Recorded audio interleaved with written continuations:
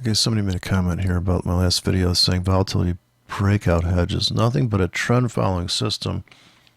Well, it doesn't have to be. It could be a non-directional system.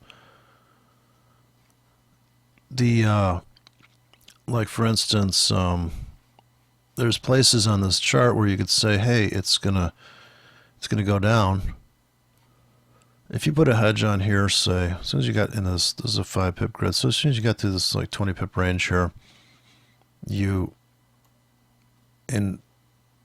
a hedge really would be actually buying and selling right at the market, technically a hedge.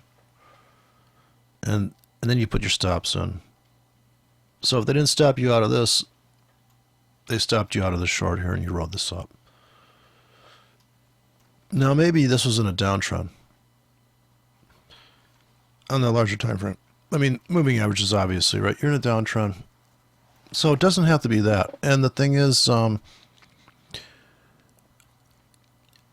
guy says, moves that aren't clean stop you out a lot. Well, you get stopped out once. Now, if you go to a different time frame, you're going to get chopped if you don't set the stops to the right, if you don't have the right intervals. So you really have to think about this like there's so much that depends on something else. If you went to a different time frame, this is the 4 hour. Now, if you go to the 1 hour and you look at this 10 pip range here, the volatility breakout, if your stops are here, you didn't get chopped out, and you trade that little burst there. And that's the system you're running. There's so many ways to there's so many ways to make money that, sure, every system has its inherent, issues that make it not great. And I think getting stopped out too much also would mean maybe you're taking too many, too much. Maybe you're just over trading it. Maybe you're just on the wrong time frame with the wrong stop distance. And if you put it in too tight, like say the spread here is closing 7 pips. Mind you, this is a 7 pip closing spread on this broker. And so if you're trying to trade, this with a heavy stops, too tight a stop, it's just, you're gonna get blistered here all the time. Well, you're mostly gonna get blistered, but in a true volatility breakout, you're only in for this expansion of volatility, and then you're out. If your stop was too tight on that spread, you're screwed. There's the if you compress all this data on here, and you can't see the volatility anymore, really, from a standpoint of. But look at these wicks here. Now, I don't, on the 1 minute chart on this wick, I'm sure I'm sure that it got very small, the volatility, for just a little bit of time, and broke out the other way. So it's so dependent on so many things, like what and then where's your target, right? And what's the ratios? So much matters on all that. So you go to the 5 minute chart, and here even, now here's where you couldn't do it. See, you put a stop, you put a hedge on here, and you have a 5 pip, this red 7. Well, it's just, you're not gonna be able to make any money. And here it's if you have a 10 pip stop in here, well, you just cleaned up, right? You just cleaned up, but you just can't. Here, the volatility system's not going to run. You're going to run the limit system. So you have sell limits all the way up into that. This explosion here. So you might be in on a hedge, and you traded this breakout here, and you're actually up on this thing.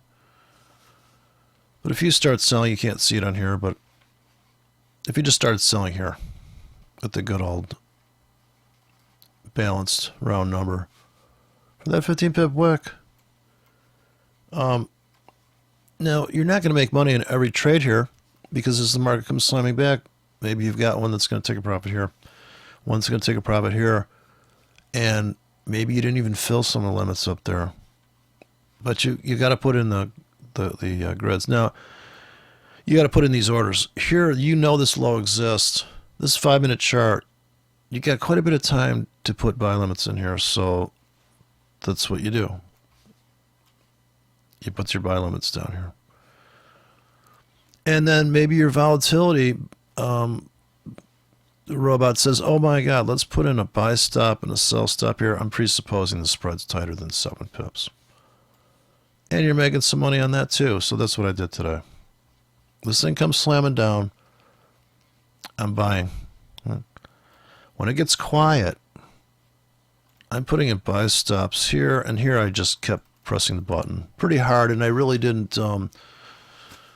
I could have got in the market, but I really am getting into the market because I'm 1 pip above the. It's just like bam, bam, bam. Now this is 15 pips of just smashed down. I know I'm getting filled on my limits, and I see my margins I'm not in big enough. I want to be in bigger, and then I hit the dump button here. Now here's where you have to treat it like you're out deep sea fishing. You have to give. You have to take this bounce. You have to take something off the table here, because we could just keep on smashing down. I've seen it take out the low of the day and keep going.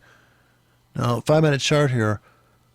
Buy stop, no more buy stops, then buy stop, and yeah, I mean, and this, of course, was after when the news came out. You went from an ATR of, say, this really tame stuff here to, wow. And even here, I had the buy limits running here, and now some of this was preset, so the grids were coming in like this, in like pockets, and I waited 5 minutes, and I hit the button again, and I had a buy limit here on the same script, but it was in a different spot, and I knew they would disappear in an hour. But eventually we started to come down and fill those things, and here I already had a bank sitting that started here, so I knew that if I was afraid of missing out, I was getting filled on these already. And then when I saw this get quiet down here and stall out, this is when I started to go buy stop. And of course, here's the classic. Volatility starts to dry up, and we go back to normal. Well, I guess what people say normal trading is like, okay, well, we'll just buy and pullbacks. It's getting quiet, and only 10 pip pullback, and then up. It comes up, and everybody's bailing here, so I had to get out there, and that was the end of the day. Because it's over, right? And who couldn't see this shit coming, right? Blammo. If you go to the larger time frame, you can all see this crap coming, right? Where are they going to take it to? They're going to take it to the floor. Okay. So, and yeah, it's in a downtrend. So was that the trade, or was it's always going to be like, well, did you counter trend trade it up into that? Or did you sell this based on the fact that, well, we're in a downtrend and you got this channel here, so I'm going to sell that and woohoo, I'm going to hold that, baby, and we're just going to keep trashing down. Well, good luck with that, right? I mean, if you just made all these pips and just that one ticket, hopefully you've got more than one ticket running. I mean, if you're really trading, see this bottom becomes a top, and then we revisit that. This is your reason to go long on this time frame. This is the 4-hour chart. This is pretty stupid stuff. Now we do overshoot. This is the top that becomes a bottom, but like I said, this is where your orders need to be.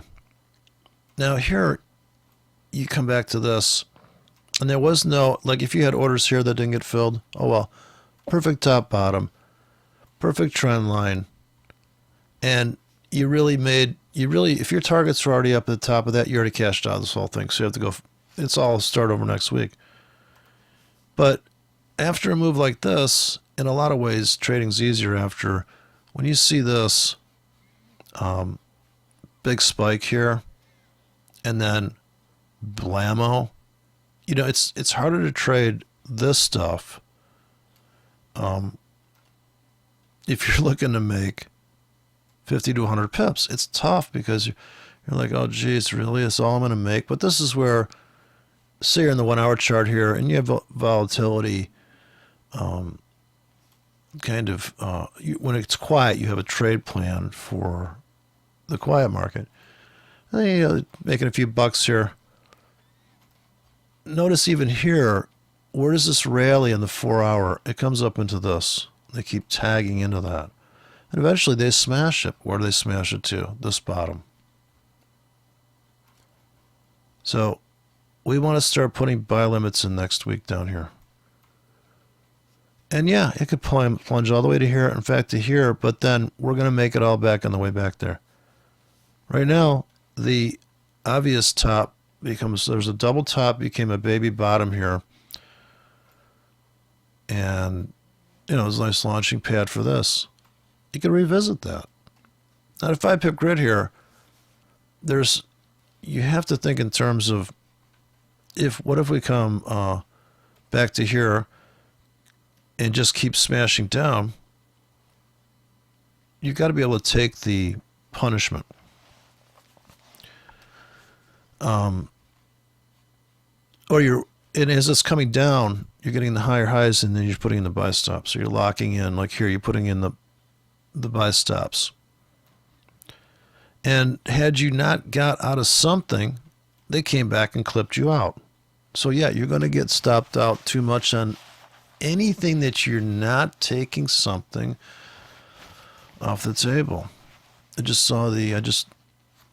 finished watching this Mark Douglas DVD, and amazingly on there he says, hey, you could have risk ratios that are like risk 1 to make 2, and risk 2 to make 1. And it's amazing. The thing is that when you're risking 2 to make 1, you have a higher probability. He's all about probabilities, okay? Now, maybe you don't put as much money on these risk 2 to make 1, but hey, guys, he's right. Like, this thing, if you have an end of the world stop on some of these trades, you're making, hey, you know what? I'm getting out. I just made money. So Mark doesn't even trade with a stop sometimes because he says, I know that he has enough discipline, enough fearlessness that he would just say, I'm just going to get out. If fear of missing out's not even involved, it just, you have to trust yourself in that situation. And, but that's about, that's how it is. Now, if you're going to trade a lot of orders, yeah, you just go, you know what, that's just nothing but just how it is. But today was a classic news day where a lot of these currencies were ripped all over the map. And some people are not even going to trade anything on here. They're waiting for the perfect setup. That's fine. I don't think there's a perfect setup. I don't think there's a perfect trading style or a perfect... there's so much money. I think there's way more money made on the reversal. If you just think about your sell limits coming here and you capture this, and, presupposing you hold all the way till you make it back to this channel, that's amazing. That is an amazing, 20-hour move. Just mind-blowing. This one too. But here was the buy limit trap. So you just don't people are always saying stuff like on these videos, like, well, we're coming up here. Okay, what are we going to do, guys? It's just amazing to listen to these people. Like, heck, can't they see where all the money is on this thing? Like, when you see a move like this, you got to ask yourself, somebody got killed and somebody didn't. Somebody made money and somebody... And you're like, wow, that's really... What is going on here? Look at the extreme moves. And usually it comes down to, well, they're waiting for their RSI for something, or they're getting... they put some pattern up there. They're seeing some pattern. I don't know if this is such a pattern as a situation. It's more of a situation than a pattern. But I guess, this idea of pattern, of course, we all get it. I mean, we're all pattern orientated. If I see a spider on my wall, I mean, if I saw a tarantula on the wall, I think that pattern of a tarantula would just jump out at me. I would just be like, what in the... Get the gun, right? Now, if I see a butterfly on the wall, I'm like, oh, isn't that cute? Now, if you ever made any money on a certain pattern, and you see that pattern, you're like, oh boy, here we go.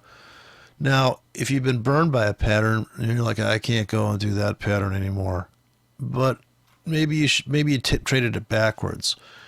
And you got to think backwards. Most of the times you watch these people do their presentations, just think of like the opposite.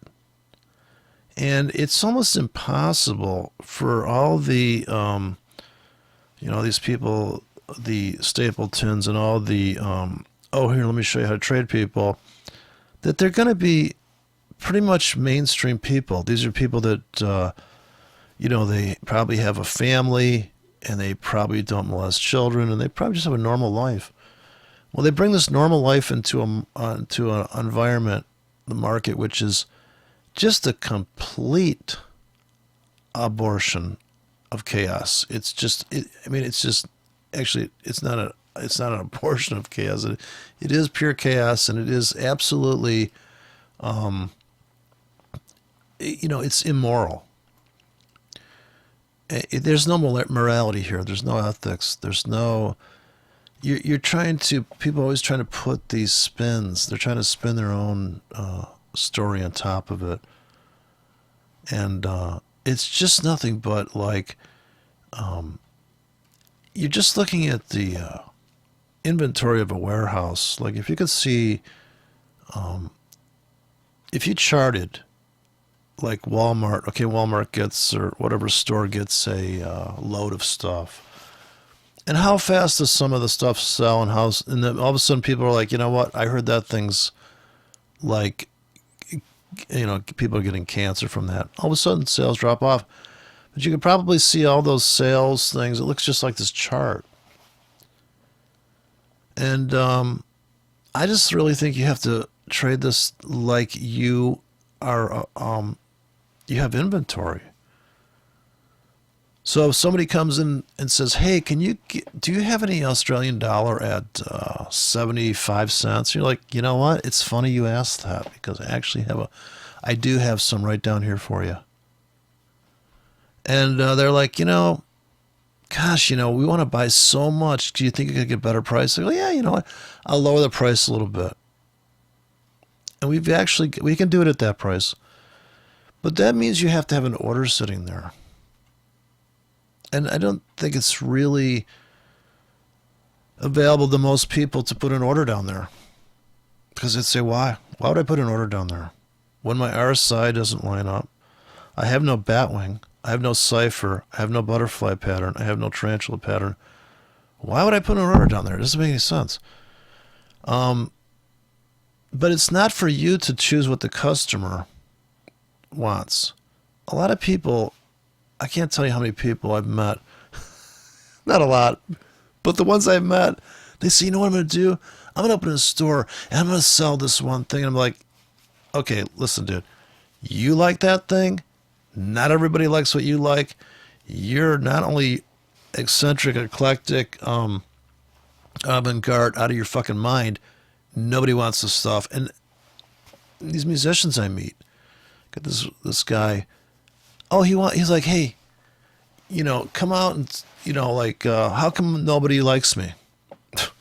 Listen, if you're in a niche and you're going to sit there and you're going to open a store that all they sell is one thing, okay. But after a while, people are like, you know what? Been there, done that. That's all you have. And you just have to accommodate the market. If all of a sudden people are selling real estate, right? Real estate's crashing. They're like, oh man, when I grew up, when I was a kid, they used to say stuff like, well, they're not making any land. You got to buy real estate. They're not making land anymore.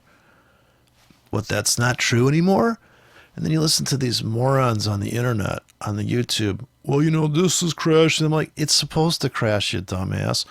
There was no way a house in this neighborhood, there's a place down here you can go where the houses were like $1 million. And I said to myself, $1 million for that house? It's just, not only they built like shit, but I'm like, just because we're in some pretty flowery neighborhood, this is not, I'm sorry, people. I could sleep under a bridge cheaper. I mean, who needs $1 million home, right? But everybody wanted to be, this is in the age of blinged out. There's cultural things. I mean, most people on the planet are so wealthy compared to 100 years ago that, I just looking at a bunch of spoiled brats whining, really. I mean, shut the fuck up, right? I mean, you are living in like paradise. If you could wake up in the morning without a gun to your head and something rammed in an orifice, you are living so good. And then you come to, the trading environment where people are trying to make money. And money is like, you need money. But so I'm watching the Mark Douglas video, and he says, now this is a guy that has met, this guy is the king. I'm sorry. He has met so many traders. He has been in the trenches. He said that, and himself, he's blown up his own accounts. So he knows what's going on. He said that when he met these floor traders, he said, you can't believe these guys, they don't even, it's just inventory to them. They're like, oh, I got some at 75. Here you go. Boom. And they know what's coming. They can just sense. Of course, there's a whole vibe in the pit. It isn't like this where you're standing in front of your monitor. But you got to realize that there is customers on the buy and sell side, and they need to have their stuff, their orders. They ordered this stuff, or they have pending orders. So you're in this business, this trading thing, and Mark Douglas said, hey, these guys, they don't think about trend. They're like, trend? What are you talking about?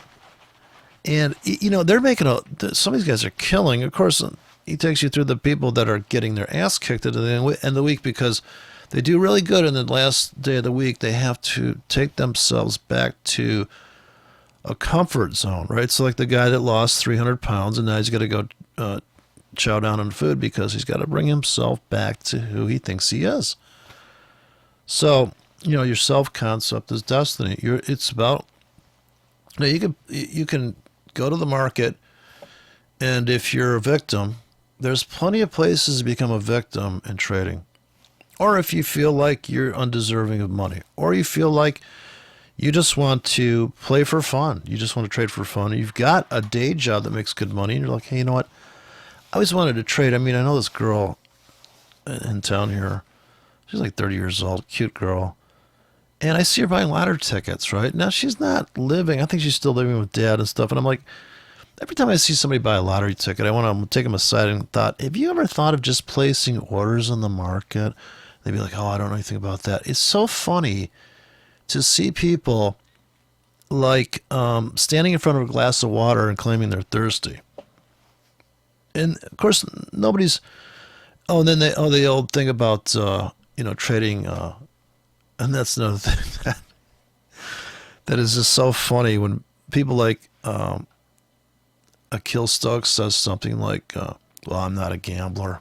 I'm like, "Hey, man, seriously, The idea that trading and gambling, like gambling, that's like for hookers and I don't know if I said this in the last video, but I was watching this movie, and this girl says this one of these great trash movies from the 70s about bikers and stuff, and the girl says, well, the guy says, well, so you're a prostitute? And she goes, absolutely not. I'm not a prostitute. She goes, the prostitutes are the ones on the other side of town that make $100 an hour. And she says, I'm a hooker. I only make $10 an hour. I don't know where I was going with that story, but I'm just saying it's how you describe it. It's how you present it to you, how you frame it to yourself. Another thing, I saw a video, this inner circle trading guy said something really important.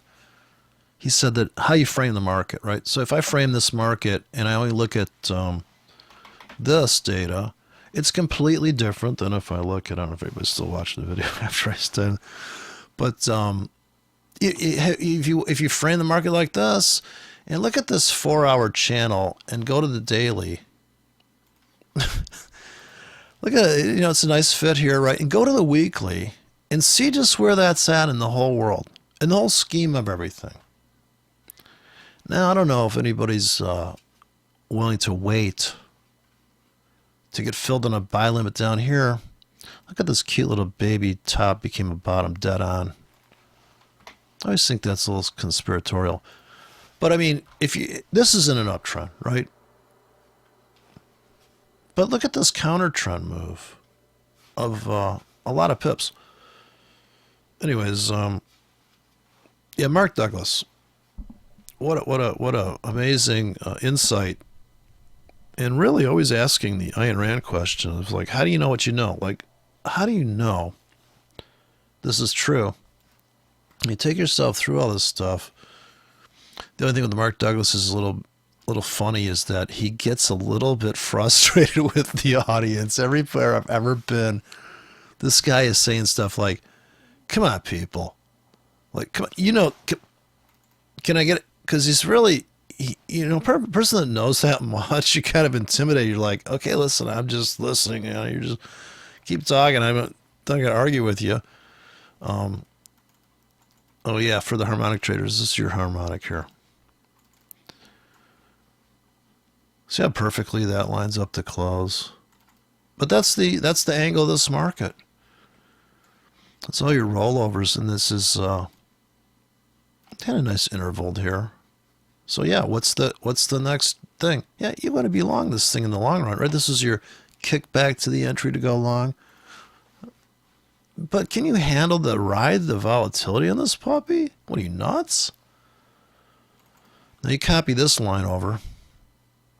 You got to hold this channel, and this is the top.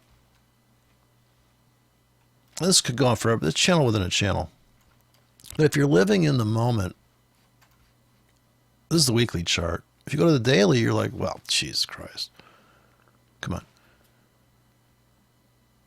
You're not even thinking that way when you go to the daily. You're thinking stuff like, holy God, I'm long, I'm bailing here at this bottom. And you can see that, yeah, this is a big volatility day here, so it's not like you could start placing or thinking about, of course, the people that are long here, they have stops, right? They have stops. So the guy that sold this double bottom here for just this momentary lapse of reason, nice trade. But yeah, as far as where this thing's going in the long run, I don't really care. Like, I'll certainly have a buy limits down here, right, to trade a move up to here. That's stupid easy. But that's the inventory thing. You've got it in stock. In fact, when they stop making stuff, all of a sudden, hey, the price goes up. Well, they don't make that anymore. So it's that kind of stuff that you got to think outside this moving average, this Gartley shit, this Fibonacci shit. It's just garbage. It is nothing but people projecting their beliefs onto something that you really should just look at what it really is, and it's this closing price. Because as time goes on, it matters. If you're in or out of this thing. Of course, if you have unlimited amount of funds, like say you sold down here, and you put no stop on this, you sold down here. Well, you're like, maybe it's going to come back. Well, that's what causes the tops to become bottoms. That is the cause. The effect is, you can see it on the chart here. So say this is a downtrend on the daily, so people sell here and they're like, oh man, I'm short. Or no, they buy here. Right there, like that's the bottom. Goes up, they're like, oh yeah. Then they're like, wait a second. When it comes back to here, they have to get out. Because they're like, oh boy, I'm not going to endure that amount of punishment again. See this triangle here? Top becomes the bottom of the daily. Now, there's a classic setup that happens all the time. And that is an incredible move. And if you had a wide stop here of, say, 75 pips, you just made 200 to 300 pips there had you held through the whole thing. Look at this kickback to the 100. This is the inventory concept. Forget all this Fibonacci. I mean, people, it's amazing the time wasted. And then they break out that Fib tool like, okay, let me do a little extra confirmation. Listen, you're not getting, you have to trade so many trades. You have to trade like, 20, 100 trades.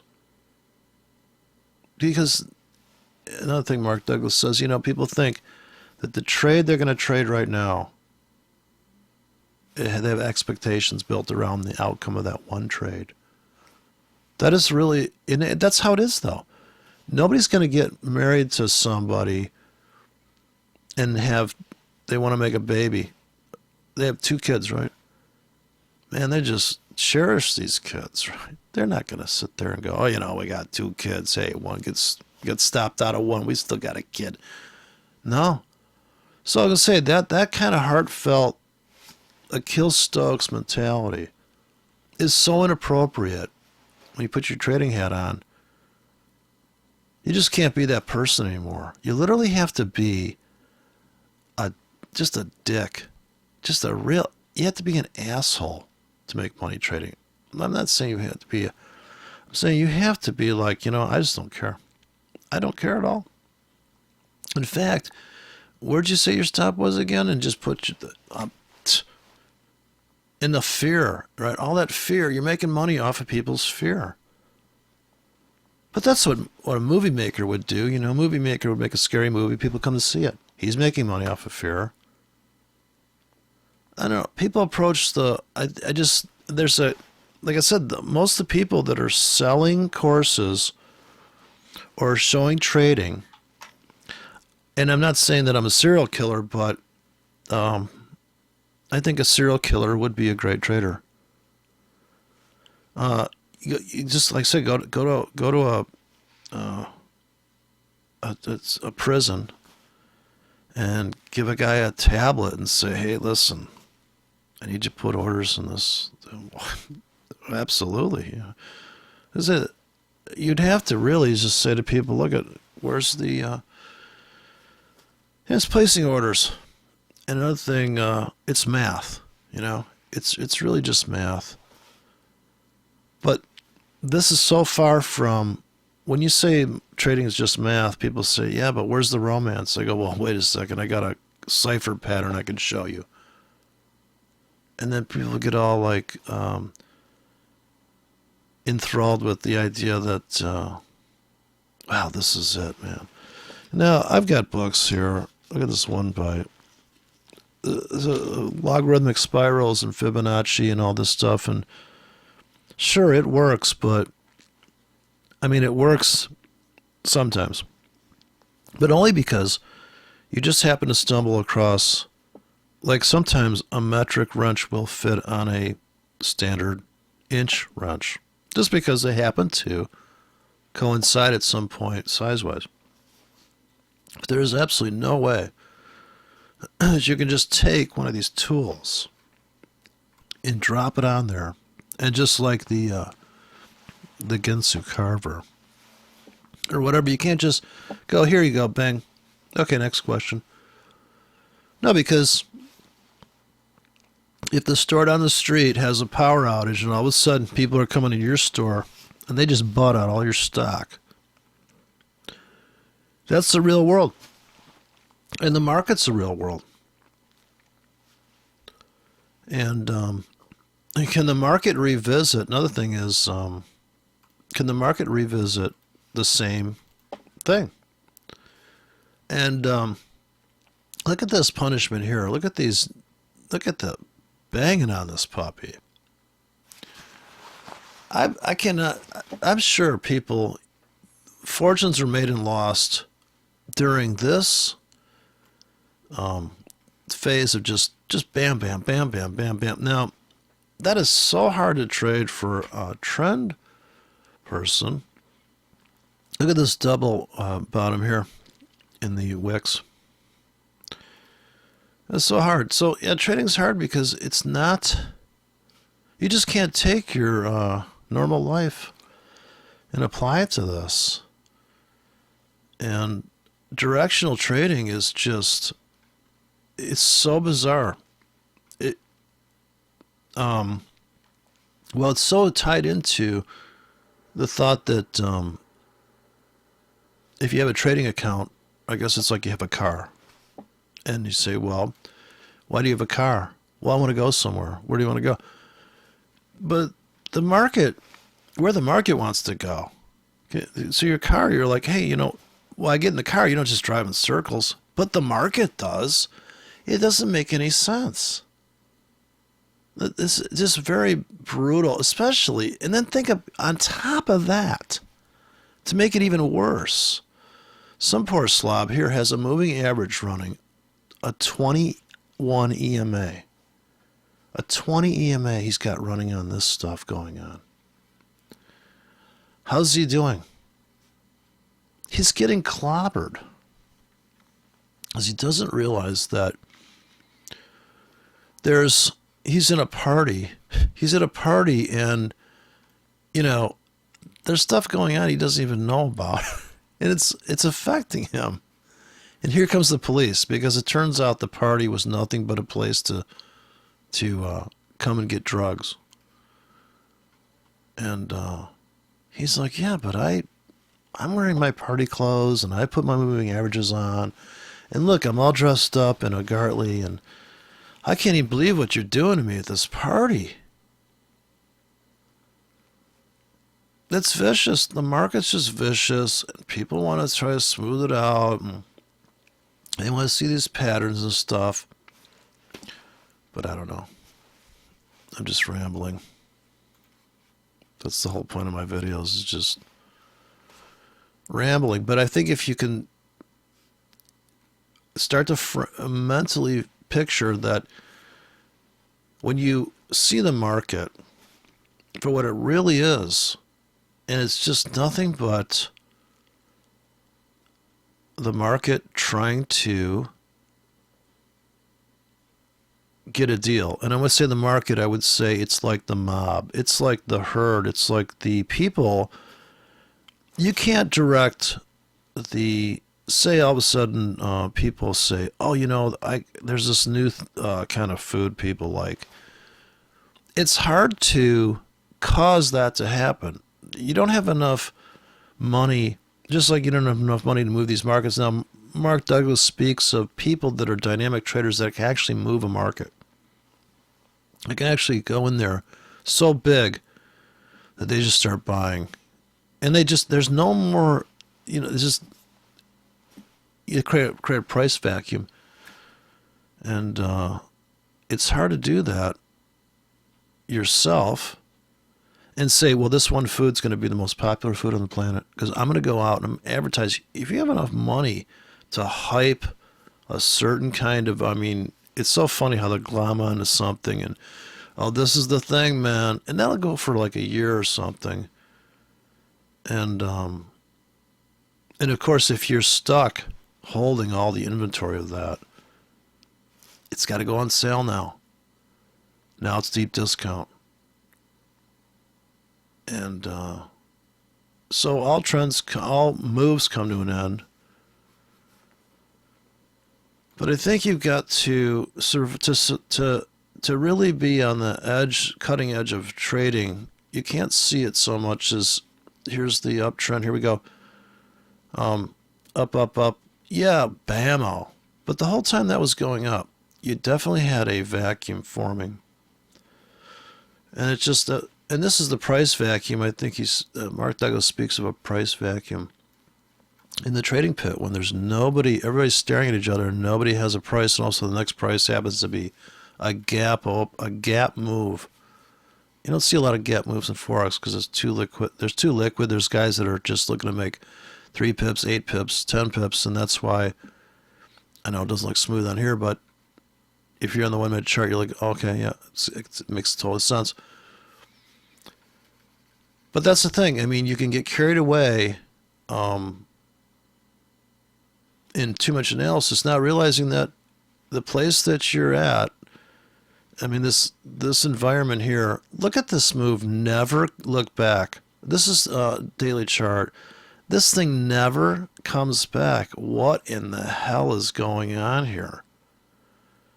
This is where you just totally if you're buying into this thinking, well, and it is totally, people are buying this, and this. This is, haven't seen this price in a while. And if they can handle a 300 pip move, how do they do on that trade? And people would be saying to them, I can't believe you're buying that. I can't believe you're buying that. I can't believe you bought down here. I'm like, yeah, I know. Well, I got out here and I waited 5 months. Now that's a trade. I mean, that's a position trade. That's an amazing trade. Now, if they didn't get out here because they thought it was going to go to the moon, and then they move their stop to say here, well, then they're still in it.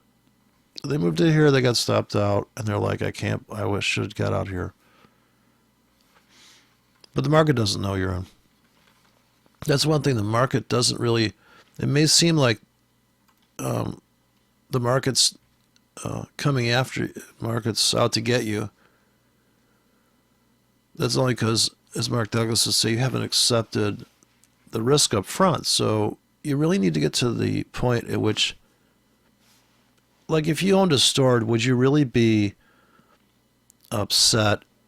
Well, okay, people are returning product. I guess that would be your, like, say you've got a bunch of stuff and all of a sudden they recalled everything and this crap coming back, and this is like getting clobbered in the market, and you're like, damn.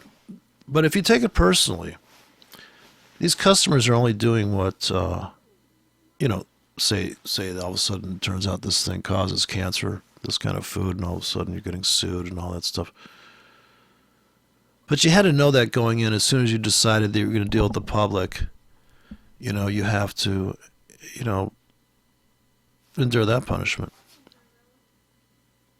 And I just think that's how it is, I think that's just sadly how it is. But yeah, life's a mess. Anyways, I hope that helps. I don't even know what I just said, but I guess I'm just trying to try to fit trading into a box of that your life, if you're a nice person,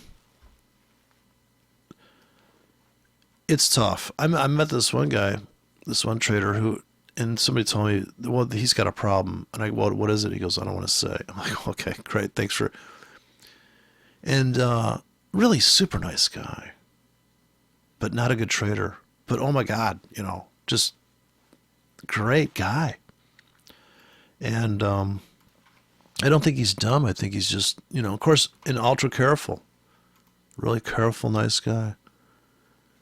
And some really But yeah, I'm not saying you have to take serial killer lessons on the weekend, but you kind of have to be a little bit of a samurai and willing to risk without any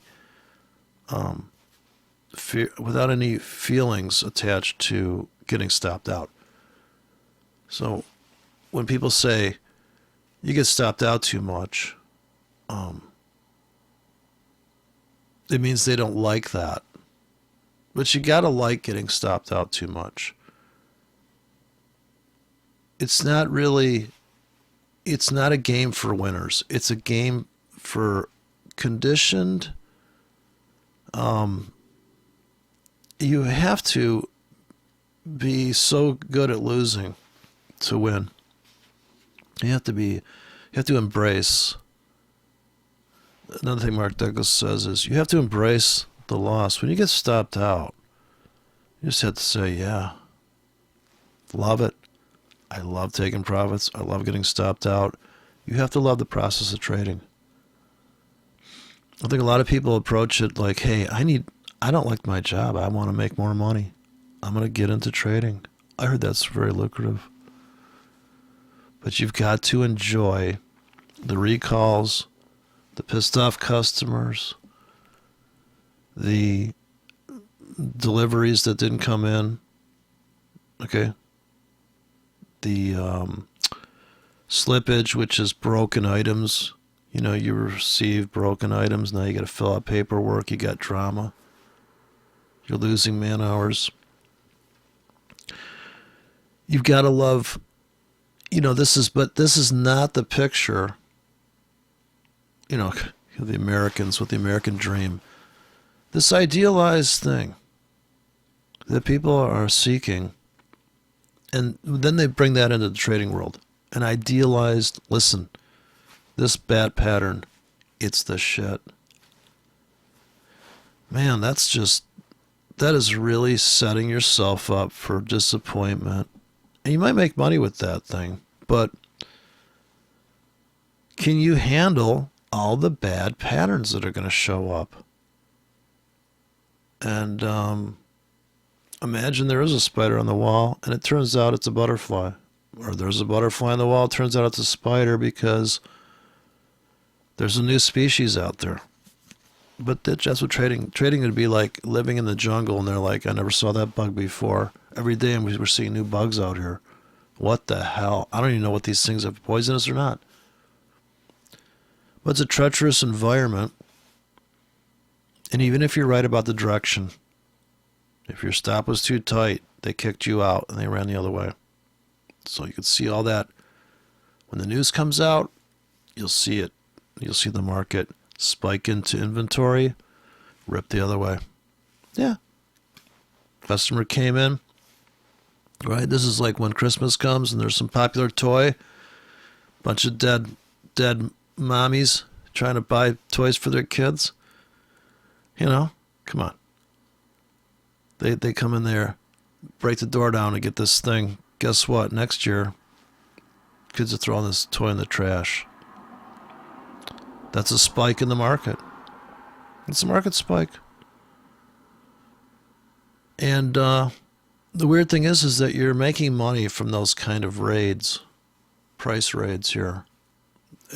Speaking in reversal trade entry terms. And the volatility breakout, in other words, the fact that nothing's going on, is the calm before the storm, so that in that situation, you're actually buying real estate in a part of town that is not popular yet. As soon as it gets popular, you're going to get the hell out. Because guess what? As soon as it becomes popular, it'll become unpopular again. You don't want to ride through that whole move. You don't want to have it come back to the place where they're like, oh, we found out there was a bunch of nuclear waste under that place. No wonder nobody lived there. But this is the same thing. You're going to be born, you're going to live, you're going to die. So there's a cycle to the market. And everything has its time and place. I don't think you really want to be, and of course if you're trading, and you get good at that, Then you start to look at the rest of your life like that. Well, I traded to go to this place instead of that place. You're actually trading. Everybody's a trader. They don't know it. So you chose this house over that house. You chose to eat that breakfast. You chose this psycho babe to marry.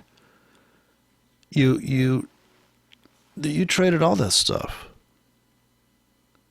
And the same mistakes people make with their life.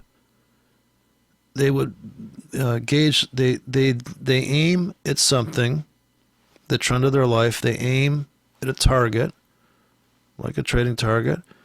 They bank everything on that target, and they miss their mark.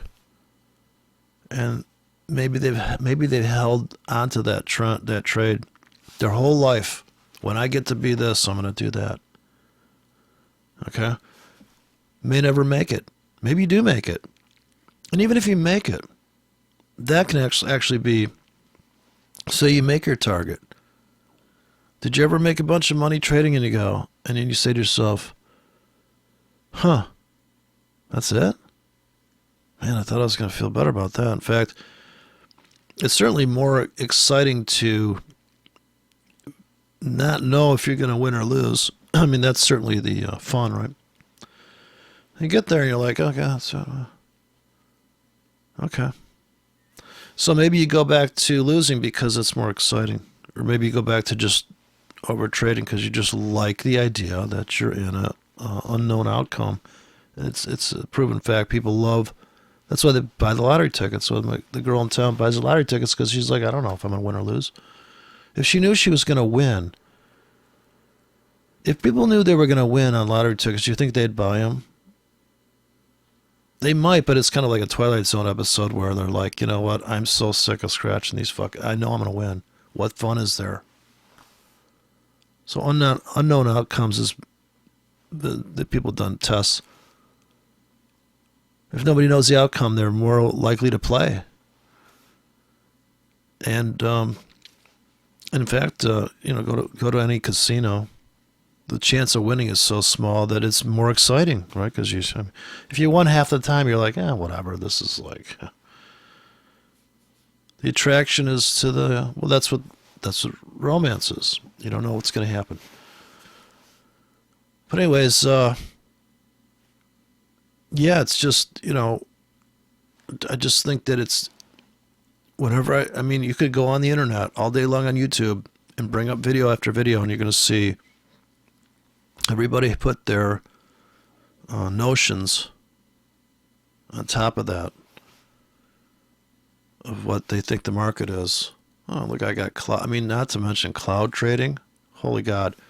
Talk about why don't you just vomit on your screen and say, you know what? You see that little chunk of food that I ate there? I think I'm going to get in right there. And then I'd ask you at that point, like, well, how tight a stop you think you should put on that? And should you put more than one order? Maybe you should, vomit on the screen again, and maybe you could get a better entry. I don't know. It's really pretty amazing. But I almost want a blind person to trade. Show a blind person how to trade. Be like, 3 hours have gone by. Why don't you just buy something? I'm like, okay. And if you have a ratio that's 3-to-1, right? This blind guy's making money because he's waiting every 3 hours to pull the trigger. Not over trading. How many trades can he do a day? But I don't know. It's hard to test that stuff. But it is funny. That's a floor trader's, I guess, view of the market is, hey, I've been in this trade for like an hour. I'm just going to dump it. It's not going anywhere. And just not even thinking twice.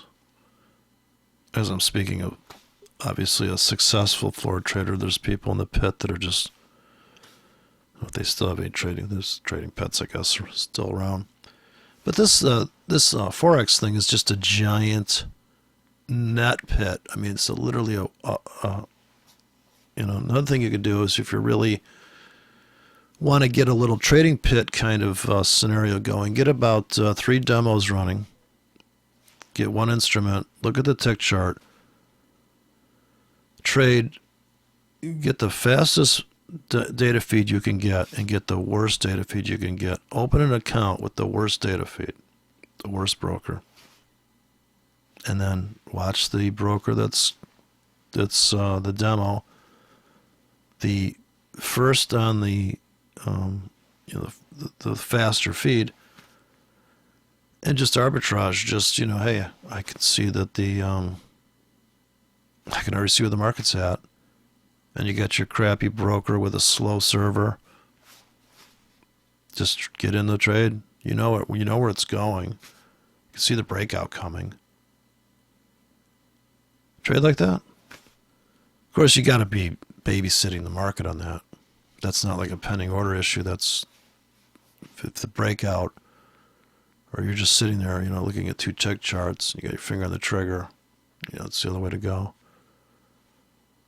But it's completely different. I think it's more of an inventory view. If you have a day job, you're just looking at it as inventory. But if you're sitting there scalping, just get a cup. Just get more than one broker, and you can get a jump on the market. You can still do that. You just have to. There's 300 brokers on the planet, so you should be able to do that.